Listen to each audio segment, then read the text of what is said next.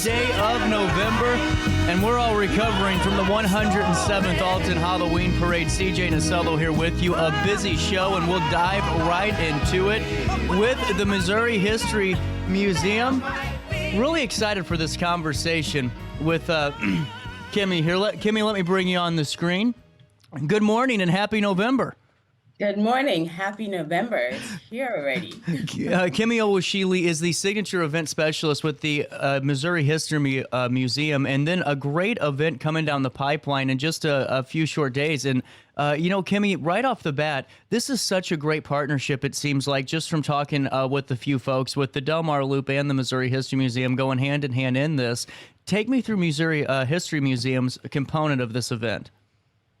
So, Missouri History Museum has been doing Dia de los Muertos Festival for 11 years now. This will be our 11th annual celebration of Dia de los Muertos, and it's going to be a 2-day event, so it's all weekend long. It starts today, Friday, with some activities. It's just a little preview. We can come preview the altars, and the altar is a great place to start. We're talking about Dia de los Muertos. If you know anything about the Day of the Dead, it's celebrating, it's inviting our loved ones who have passed back into the homes, and we're learning about them and celebrating their life. And celebration is a big part of it. It's not sad in any way, it's not spooky in any way, but it's very much a celebration. And the altars are the spaces in our home that we build to commemorate them and offer them food and display some of their favorite things while they were alive and things like that. And we have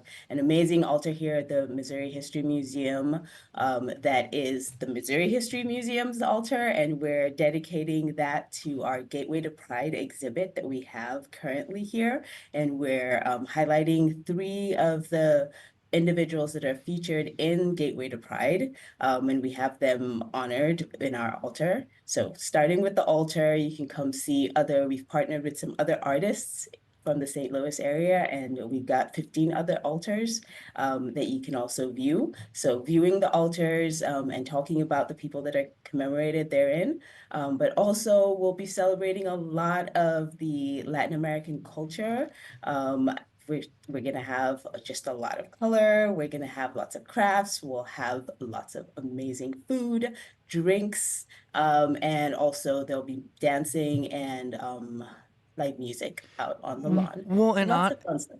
And honestly, Kemi, this is just amazing. And that's what I was just looking at some of the notes that we were talking about the other day. This is something that has an activity for all ages and really has some really great special features to it, too, where, everybody, no matter what age you are, is going to get such a great experience and learn a lot, about the culture and the holiday, in general, which is such a beautiful holiday. Really, if you watch the celebrations, it's just amazing to see.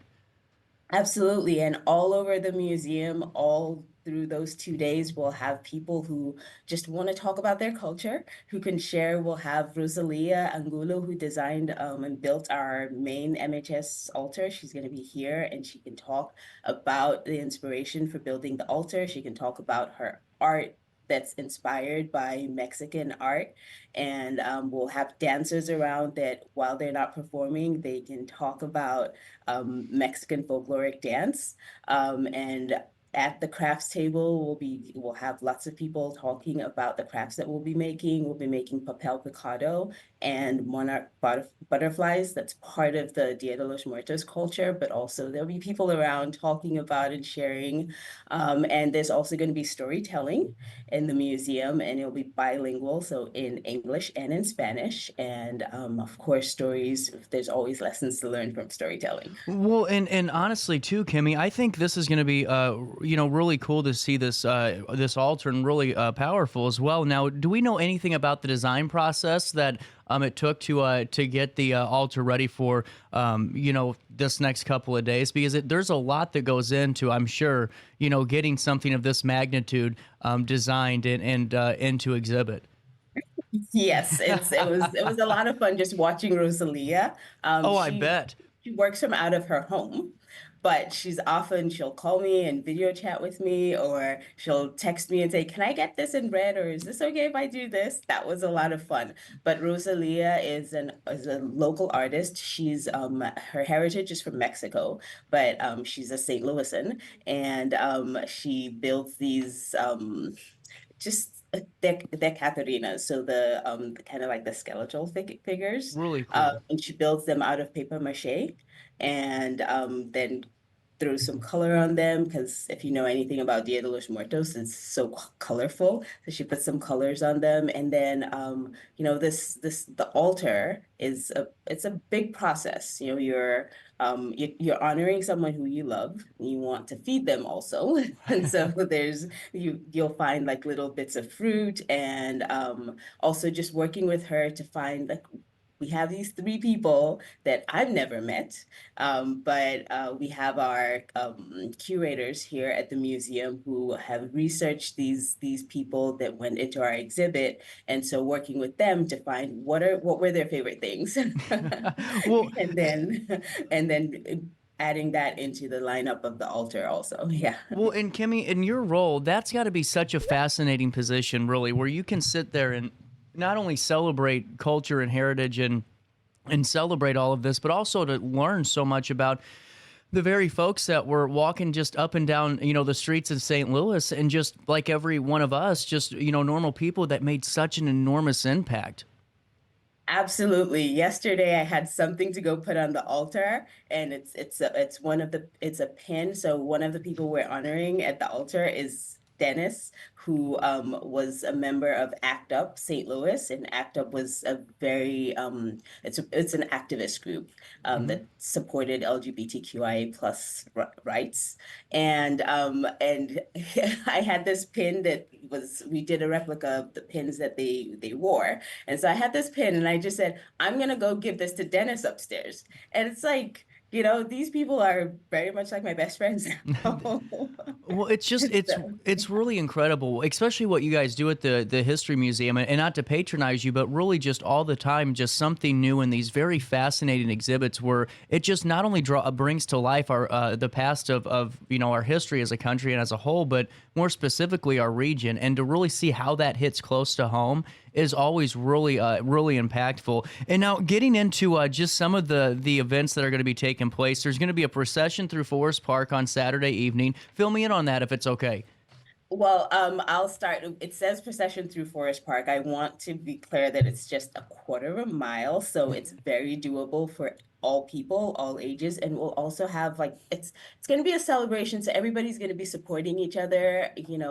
I hope to see people that feel like maybe it's even like more challenging for them to walk to take part in this. There will probably be a group of people that stay in the museum but are still kind of like in the procession spirit. So I don't want the fact that it's a walk around the park to dissuade anyone. Please come and enjoy that too. We're going to start the procession with a dance. There's going to be a dance performance that kind of calls everybody together. And then we go this quarter mile through the park and back at the museum and end the day. This is really cool. And what I think's wonderful, I mean, when we're talking all day, you're getting an all day event, so both Saturday and Sunday, and starting tonight, Saturday from 10 a.m. until 5:30 p.m., you're going to have a great opportunity to see so much. And now, what time do the performances on Saturdays conclude? So their performance is all through. There's going to be let's see, I think I have this here. At 1 p.m. there'll be live music outside on the lawn. Mm-hmm. At 2 p.m. there will be a live dance performance inside the museum. And then at 3 o'clock, there'll be another live music on the lawn. And at 4 p.m., there'll be another live dance inside the museum. So we've got Really those cool. 4 hours covered, and then start getting ready for the procession. That's just this is going to be so cool. And now, is there anything that you can advise the public when they're coming in? Maybe if some FAQs or some notes, maybe to help them make their experience the best it can be. Wear a lot of color and come hungry. That's great. That's great. And Kimmy, as we're talking about this, both Saturday and Sunday, are events going on right now currently? If someone's watching and has some time today, what time can they make their way over to your guys' neck of the woods and start their weekend fun? The museum opens at 10 o'clock today and all day until 5 o'clock. We already have artwork. I didn't talk about the artwork. Oh, And I let's need to talk talk about it. about our Yes, partners please. too. So we also put out a call for art. And if you know anything about the museum, we love just collaborating and working with St. Louisans. We work with companies, larger companies, but we also work with individuals. And this is a way of just bonding with the community by doing a call for art. And we had over 50 people turn in artwork. And so at the moment, we did this last night. And so at the moment, our grand hall, the main thoroughfare of the museum, actually is filled with all this art that we collected.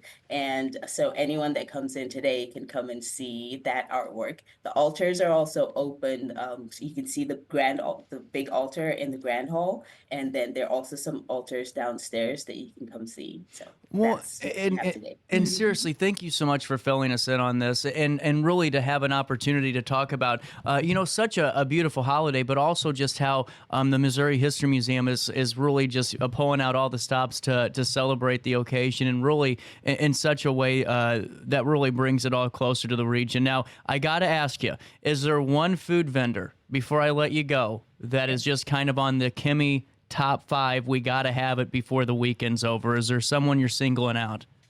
I'm gonna circle back to that because they're also a great partner. But while I have the microphone, I also just want to mention our partners that we've been Oh, working please with do. for over 10 years now. Hispanic Festival Inc., Mexicanos in St. Louis, and Latinx Arts Network are partners that have helped us gather together all of these amazing food vendors, helped us get in touch with all these amazing artists, and have just been working with us so closely to bring this festival to St. Louis. So a big shout out to them. And the main food vendor, and I guess I'm picking one. I'm very excited for everything. I'm going to be very, very hungry. I've already started like getting my belly ready. I'm gonna eat a lot. But if I had to pick one, it would be El Chico Bakery. And Ooh. I'm super excited for them. They're out of Cherokee Street, but they're gonna be here and they're gonna be making pan de muerto, which is also something that has to do with Dia de los Muertos.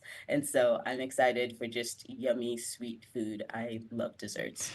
Well, me too. And honestly, before two more questions, just because I saw this and want to make sure I hit on this, I wanted to talk about some of the local groups that are going to be performing. If you have the time, let's give them a few plugs if we could. Who is going to be performing this weekend? So we are going to have Dance Society of St. Louis performing, and they are going to be performing on Saturday.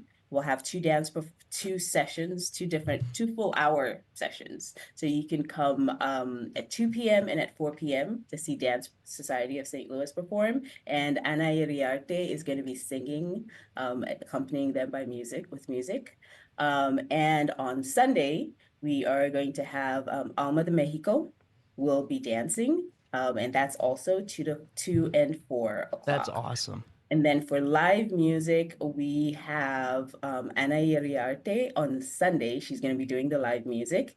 And I do not know how to pronounce this, but this is it is an Andean band, Mm-hmm. and I'm so excited about them. But I highly recommend it. I don't know how to say No, their name. hey, it's all because I've been there and done But that please numerous come times. because I'm super excited about them, and I've never experienced this, so that's something I'm very excited about. Well, And and they're going to be doing the live music performance on the North Lawn tomorrow. Well, and you just hit on something that's, I mean, really just such a great point. I mean, such a good point, Kimmy. You woke me up from one of the longest broadcast days we had in a while yesterday. And that's, trying something new and experiencing new cultures and new experiences. And I think that's what the Missouri History Museum does so well. And the fact that you came on this morning and filled us in, I really appreciate it. And we aren't done, because we got to talk about the Del Mar Loop here in a second, too, to keep the St. Louis love going for Hi this to my friends. this weekend. But Kemi, what's the best way for us to stay on top of things for the Missouri History Museum? Is social media the best way? Social media is great. Our website is always very, very well updated with all our events, and we do have a lot of events. It's mohistory.org, and you can just go over to the events tab, and you'll find all our events there. For this event specifically, it's mohistory.org/Dia de los Muertos. Kemi, thank you so much for your time. You are welcome back whenever, and just best of luck this weekend. I hope it goes well, and we'll talk again soon. Hope to see you there. Absolutely. At 9:18 and a little bit of change, we'll take a quick break. More Daily Show on this Friday morning hits you next in the heart of the 618.